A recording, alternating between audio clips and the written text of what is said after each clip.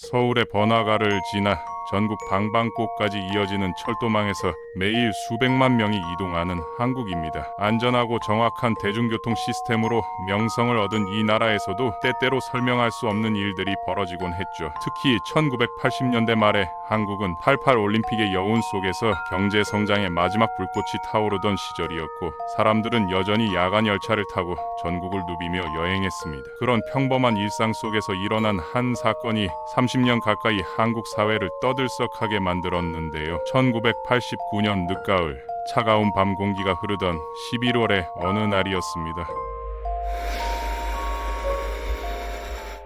서울에 살던 17살 여고생 이하늘은 전라도에 계신 조부모님을 방문하기 위해 무궁화호 야간 열차에 몸을 맡겼죠. 당시만 해도 야간 열차는 젊은이들에게 인기 있는 교통수단이었습니다. 비용도 절약할 수 있고 밤새 이동해서 다음날 아침 목적지에 도착하는 낭만적인 여행 방식이었거든요. 하지만 그 누구도 이 평범한 여행이 한국 범죄 사상 가장 기이하고 미스터리한 사건의 시작이 될 줄은 몰랐습니다. 부모님과 따뜻한 작별 인사를 나눈 하늘은 4인용 침대 칸에 자리를 잡았습니다. 같은 칸에는 친지를 만나러 가는 노부부와 출장길에 오른 젊은 직장인이 타고 있었죠. 열차가 밤의 어둠 속으로 달려가며 승객들은 하나둘씩 잠자리 준비를 시작했습니다. 도시의 불빛들이 창밖으로 스쳐 지나가고 단조로운 바퀴 소리가 졸음을 유도하던 그 시간까지는 모든 것이 평범했거든요. 어둠이 깊어질수록 승객들은 하나둘씩 꿈나라로 빠져들었고, 열차는 끊임없는 굉음과 함께 목적지를 향해 달려갔습니다. 자정이 조금 넘은 시각,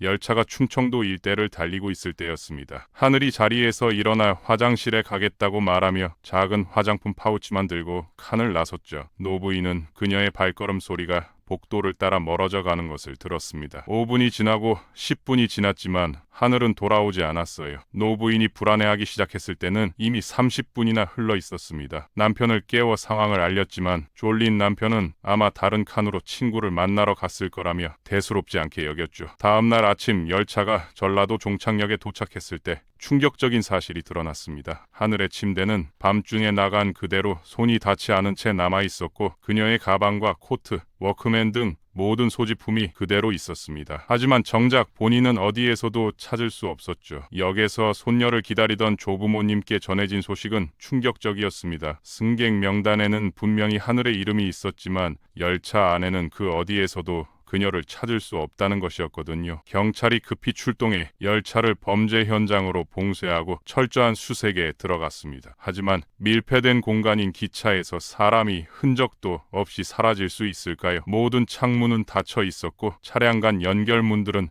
승무원이 관리하고 있었습니다. 첫 번째 단서는 화장실 바닥에서 발견된 머리핀이었어요. 노부인이 즉시 하늘의 것이라고 확인해 주었죠. 두 번째이자 더욱 충격적인 발견은 화장실 벽면에서 발견된 작은 혈흔이었습니다. 현장 분석 결과 인간의 혈액으로 확인되었거든요. 1989년 당시 한국의 기차에는 감시 카메라가 없었습니다. 차량이나 복도 어디에도 없었죠. 유일한 목격자는 승객들 뿐이었지만 대부분이 잠들어 있던 시간이었습니다. 수사는 시작과 동시에 막다른 길에 다다른 것 같았어요. 경찰은 차량의 모든 승객과 그날 밤 근무했던 모든 승무원을 신문했지만 아무도 이상한 것을 보거나 들은 사람이 없었습니다. 야간 열차는 소음의 바다였거든요. 바퀴 소리, 이음새의 충격음, 환기 시스템 소음까지 더해져 이런 단조로운 소음 속에서는 뭔가 이상한 소리가 섞여도 놓치기 쉬웠을 거예요. 모든 가능성이 하나씩 검토되었습니다. 자살 가능성은 낮았어요. 그럴 이유도 없었고 너무나 이상한 방법이었거든요. 중간역에서 내렸을 가능성도 있었지만 짐은 모두 기차에 남아 있었죠. 혹시 누군가 그녀를 납치해서 정차 중에 차량에서 데려갔을까요? 하지만 정차 시간은 짧았고 차장이 문을 주의 깊게 지키고 있었습니다. 가장 무서운 가능성만 남았어요. 범죄가 기차 내부에서 일어났고 시체가 어떤 방법으로든 열차가 움직이는 동안 밖으로 던져진 것일까요? 그런데 어떻게 말이죠. 데크로 향하는 문들은 잠겨 있었고 침대차 창문들은 사람이 통과하기엔 너무 작게만 열렸습니다. 몇 달이 지나 지나며 경찰들이 시체와 단서를 찾아 수백 킬로미터의 선로를 철저히 수색했지만 아무것도 발견되지 않았어요. 이하늘 사건은 한국 범죄사의 가장 신비한 이야기 중 하나가 되었습니다. 신문들은 야간 열차의 유령 또는 바퀴 위의 밀실에서의 소실이라는 제목으로 앞다퉈 보도했죠. 하지만 결정적인 단서나 용의자 없이 사건은 서서히 사람들의 기억에서 사라져갔습니다. 경제 성장과 함께 불확실성의 시대가 계속되었어요. 경찰에게는 미해결 사건으로 법 집행기관의 명성에 무거운 짐이 된 풀리지 않는 수수께끼가 되었습니다. 년월이 흐르고 수십 년이 지나가면서 야간 열차들은 결국 폐지되어 고속 KTX에게 자리를 내주었죠. 이하늘의 이야기는 도시 전설처럼 사람들 사이에서 속삭여지는 무서운 이야기가 되었습니다. 그 11월 밤의 진실은 영원히 어둠 속에 묻힐 것만 같았어요. 하지만 때로는 가장 어두운 비밀조차도 아주 오랜 시간이 지난 후에 빛을 보는 법이 있습니다. 무궁화호는 전라도에 도착했지만 이하늘의 여행은 역과 역 사이 어둠 속 어딘가에서 끝이 났거든요.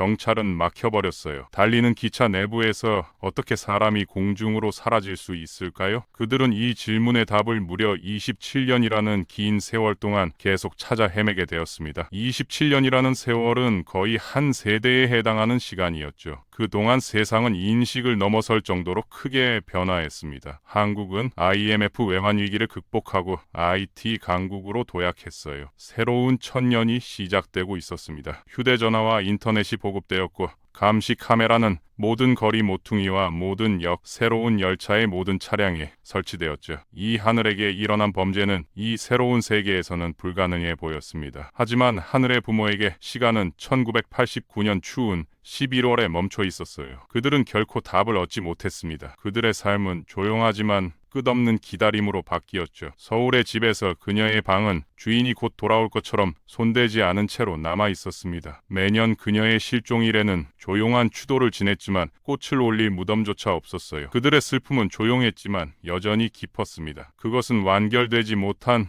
과거를 놓아줄 수 있는 결말이 없는 슬픔이었거든요. 경찰 기록 보관소에서 이하늘 사건 파일은 먼지의 두꺼운 층으로 덮여 있었습니다. 그것은 젊은 형사들에게 교과서적 사례가 되었어요. 완벽한 범죄, 해결책이 없는 미스터리의 대명사였죠. 그 사건에 관여했던 많은 수사관들은 이미 은퇴하거나 세상을 떠난 이들도 있었습니다. 무궁화호의 수수께끼는 영원히 미해결로 남아 한국 범죄사의 슬픈 한 페이지가 될 것만 같았어요. 그러나 운명은 다른 계획을 갖고 있었습니다. 해결의 실마리는 예상치 못한 곳에서 나타났어요. 2016년 전직 철도 차장이 경기도 외곽의 작은 마을에서 85세의 나이로 세상을 떠났습니다. 그는 40년 이상 여러 노선에서 근무한 베테랑이었지만 하늘이 실종되기 전에 은퇴했고 그 노선에서 일한 적도 없었습니다. 그의 죽음은 조용하고 평화로웠어요. 장례식 후 가족들이 유품을 정리하던 중 아들은 업무 일지 더미를 발견했습니다. 아버지는 옛날 사람이었던 거죠. 업무 관련 사항뿐만 아니라 철도에 대한 개인적인 관찰과 생각들을 꼼꼼히 기록하는 습관이 있었어요. 아들은 정리를 위해 바랜 필기체 페이지들을 넘겨보았습니다. 기록 대부분은 날씨나 운행 지연, 여러 노선의 특징에 관한 내용이었어요. 그런데 1990년대 초에 어느 날짜 일기에서 몇 달간 반복되는 이상한 불만을 발견했습니다. 기록에는 충청도 터널을 지날 때마다 승무원용 문이 삐걱거렸다고 적혀 있었거든요. 처음엔 아들도 별로 신경 쓰지 않았어요. 나이 든 사람이 뭐든 신경 쓸 수 있잖아요. 하지만 그 불만이 너무 구체적이었습니다. 충청도 터널 데크의 특정 문에 대한 것이었거든요. 그는 그 기록을 몇 번이나 다시 읽었습니다. 그 말에 뭔가 익숙한 느낌이 들었어요. 그러다 어린 시절 들었던 옛 뉴스 기사의 단편이 마음에 떠올랐습니다. 야간 열차에서 소녀가 흔적도 없이 사라진 화제가 되었던 사건 말이죠. 자세한 내용은 기억나지 않았지만 그 이야기와 연결된 불안감은 남아 있었습니다. 막연한 예감에 따라 그는 이 기록을 무시할 수 없다고 결심했어요. 잠시 망설이다가 경찰에 전화를 걸었습니다. 법 집행기관의 첫 반응은 회의적이고 심지어 차가웠어요. 27년 전 사건이고 이미 죽은 사람의 일기 기록이라니 증인도 아닌 사람의 추측처럼 들렸거든요. 하지만 전화 내용은 기록되어 미해결 사건 담당부로 전송되었습니다. 그렇게 해서 그 기록이 김태수라는 젊고 열정적인 결정적인 형사의 책상 위에 놓였어요. 그는 미해결 사건에 열중하는 사람이었습니다. 해결할 수 없는 범죄는 없고 단지 간과된 세부 사항이 있을 뿐이라고 믿었거든요. 그 기록이 그의 관심을 끌었어요. 선배 동료들과 달리 이 사건에서 과거의 실패로 인한 부담감을 느끼지 않았습니다. 그는 기록 보관소에서 이하늘 사건 파일을 포함한 커다란 서류 무치를 꺼내왔어요. 보고서와 증인 진술, 전문가 의견들을 다시 읽어보니 무궁화호가 실제로 충청도의 긴 터널들을 연속으로 통과했다는 것을 알게 되었습니다. 이것은 한밤중에 일어났고 하늘이 실종되었을 가능성이 높은 시간대였어요. 다음으로 그는 불만의 두 번째 부분에 주목했습니다. 데크의 그 문에 대한 것이었죠. 표준적인 열차 검사 보고서에는 모든 승객용 문이 잠겨 있었다고 기재되어 있었지만 김태수는 이것만으로는 만족하지 않았습니다. 그는 무궁화호를 구성했던 침대차의 기술 문서를 찾기 시작했어요. 그리고 전임자들이 간과했거나 중요하지 않다고 여겼던 것을 발견했습니다. 도면을 보니 일반 승객용 문 외에도 차량을 연결하는 데크에 작고 눈에 띄지 않는 승무원용 문들이 있었거든요. 이들은 기술 직원을 위한 것으로 기계실과 통신 장비실로 통하고 있었어요. 보통 이런 곳들은 특별한 열쇠로 잠겨 있었고 상급 승무원과 기관사, 그의 조수만이 접근할 수 있었습니다. 이것이 돌파구였어요. 밀실 가설이 무너지고 있었습니다. 기차에는 또 다른 숨겨진 문이 있었고 엄격히 제한된 사람들만이 접근할 수 있는 문이었거든요. 이제 김태수는 하나의 이론을 갖게 되었습니다. 범인이 기차 승무원 중 한 명이라면 어떨까요? 그가 하늘을 데크로 유인하거나 끌어낸 뒤 승무원용 문을 열고 열차가 터널의 어둠을 질주하는 동안 시체를 던질 수 있었을 거예요. 기차의 소음과 어둠이 범죄를 숨겨주었을 테니까요. 이 이론은 모든 것을 설명해 주었습니다. 목격자의 부재와 선로 주변 수색에서도 시체를 찾을 수 없었던 이유까지 말이죠. 하지만 문제가 남아 있었어요. 정확히 어디를 찾아야 할까요? 충청도의 터널 구간은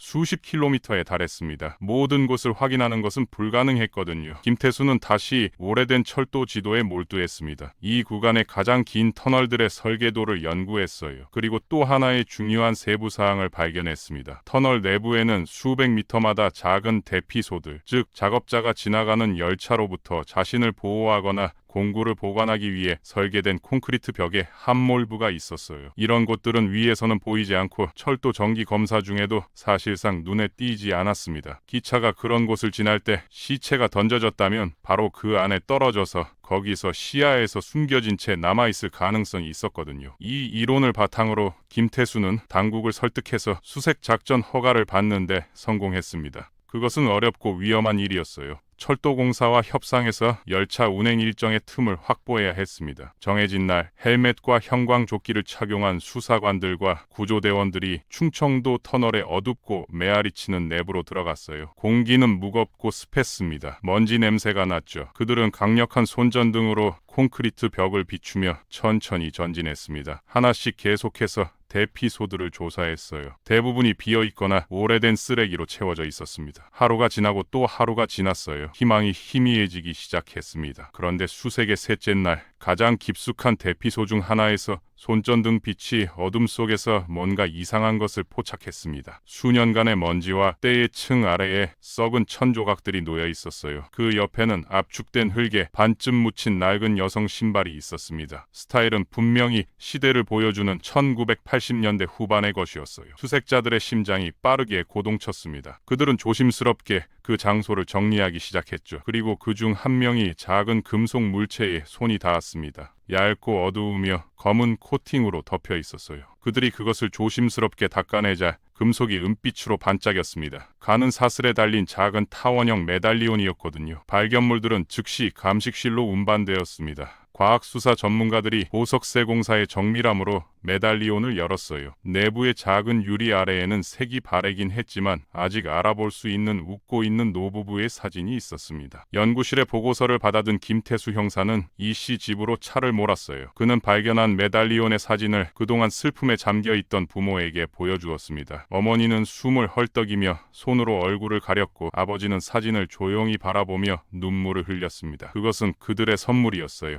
이하늘의 16세 생일에 준 선물이었습니다. 그리고 내부의 작은 사진에는 할머니와 할아버지가 있었죠. 바로 그녀가 그 운명의 밤에 만나러 가려던 분들이었습니다. 27년 후 야간 열차의 유령이 마침내 신호를 보낸 것이었어요. 한 부분의 수수께끼가 해결되었습니다. 이제 수사진은 유령이 아닌 구체적인 범죄 현장을 갖게 되었어요. 그리고 마지막으로 가장 중요한 질문이 남았습니다. 그 승무원용 문의 열쇠를 가진 사람은 누구였을까요? 용의자 목록은 소수의 사람들로 좁혀졌습니다. 1989년 12월 그 열차에서 근무했던 승무원들이었거든요. 터널에서 발견된 메달리온이 멈춰있던 정의의 바퀴를 다시 움직이게 한 것이었습니다. 27년 만에 사건 돌파 후 소식은 한국 언론계에 폭발적으로 퍼졌어요. 거의 신화가 되어 있던 이하늘 이야기가 다시 모든 신문 한 면과 전용 뉴스 프로그램에 등장했습니다. 야간 열차의 유령은 더 이상 유령이 아니었어요. 그 존재의 물리적 증거가 발견된 것이었거든요. 이제 김태수 형사와 그의 팀은 분명하지만 어려운 임무에 직면했습니다. 1989년 12월 28일부터 29일 밤 사이 열차 승무원이었던 사람들을 찾아내는 것이었죠. 거의 30년이 지난 후 그것은 건초 더미에서 바늘 찾기 같은 일이었습니다. 당시 존재했던 철도청은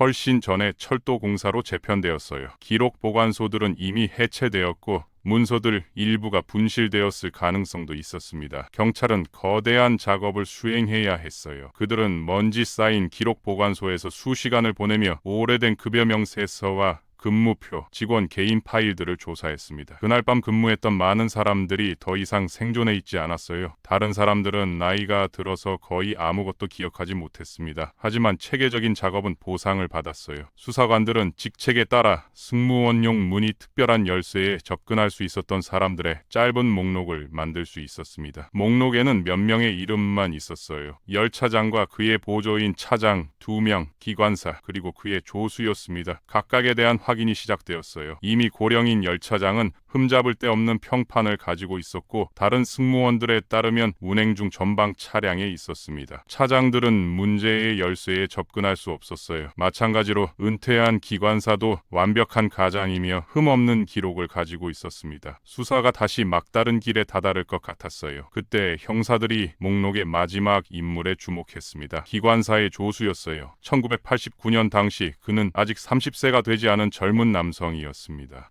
그의 이름은 박민수였어요. 수사관들이 기록 보관소에서 그의 개인 파일을 꺼냈을 때 올바른 길을 가고 있다는 것을 깨달았습니다. 박민수의 파일에는 1987년부터 1989년 사이에 쓰여진 몇 통의 메모가 있었어요. 이들은 몇 명의 여성 동료들, 주로 차장과 청소원들의 비공식적인 불만이었습니다. 그녀들은 그의 지나친 관심과 부적절한 농담, 그리고 그의 존재가 그녀들을 불편하게 만든다고 호소했었어요. 1980년대 한국의 기업 문화에서 이런 불만들은 심각하게 받아들여지지 않았습니다. 공식 조사로 발전하지도 않았죠. 경영진은 충돌을 피하기 위해 박민수를 다른 노선으로 이동시켰을 뿐이었어요. 그 당시 무시되었던 이 경고 신호들이 30년 가까이 지나서야 빛을 보게 된 것이었습니다. 경찰은 이제 유력한 용의자를 갖게 되었어요. 박민수를 찾는 일은 어렵지 않았습니다. 그는 오래전에 철도를 그만뒀고 지금은 50대 중반의 인천 교외의 작은 원룸에서 혼자 살며 작은 회사에서 사무직으로 일하고 있었어요. 조용하고 눈에 띄지 않는 삶을 살고 있었습니다. 경찰이 도착했을 때 그는 차분했어요.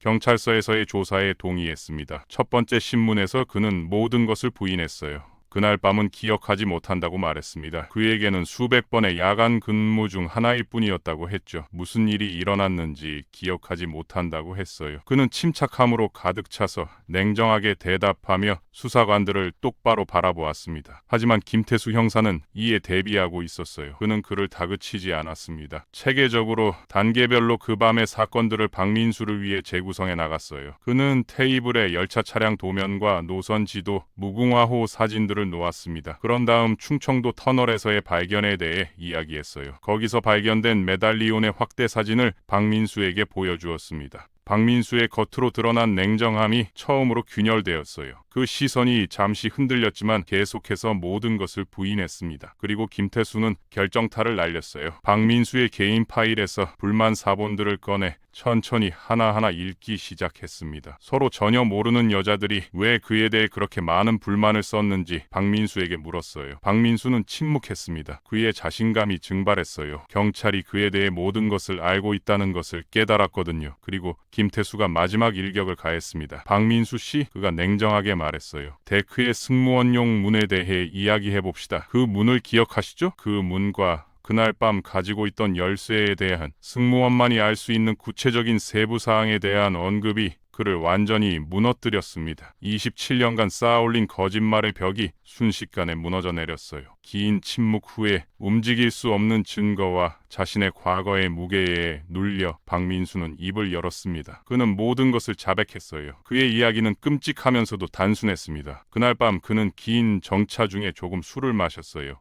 반쯤 어두워진 복도에서 젊고 아름다운 소녀를 보고 그녀를 따라갔습니다. 그녀가 화장실에 나올 때 데크에서 그녀에게 추궁거리기 시작했어요. 하늘은 무서워하며 저항했고 도움을 부르겠다고 말했습니다. 그는 공황 상태가 되었어요. 자신의 경력이 망가질 것을 두려워해서 그녀를 조용하게 하려고 때렸습니다. 그녀는 넘어지며 차량의 금속 벽에 머리를 부딪혔어요. 그것이 바로 패널에 혈흔이 나타난 이유였습니다. 그는 돌이킬 수 없는 일을 했다는 것을 깨달았어요. 소녀는 의식을 잃었습니다. 공포와 절망의 발작 속에서 그는 무서운 결정을 내렸어요. 승무원용 열쇠를 꺼내 비상문을 열고 열차가 충청도 터널의 어둠을 질주해 통과하는 동안 그녀의 시신을 밖으로 밀어냈습니다. 그녀의 머리에서 떨어진 머리핀을 데크 바닥에서 주워들었어요. 가능한 수사를 혼란시키기 위해 그것을 화장실에 던져 넣었습니다. 박민수는 신문실에서 그 자리에서 체포되었어요. 그의 재판은 그 해의 주요 사건이 되었습니다. 완전한 자백에도 불구하고 그의 변호사들은 시신이 발견되지 않았다는 사실에 근거해 살인의 직접적인 증거가 없다는 변호를 구축하려 했습니다. 하지만 상황 증거와 터널에서의 발견물, 오래된 불만들, 그리고 자신의 증언이 배심원들에게 의심의 여지를 남기지 않았어요. 그는 살인죄로 유죄 판결을 받고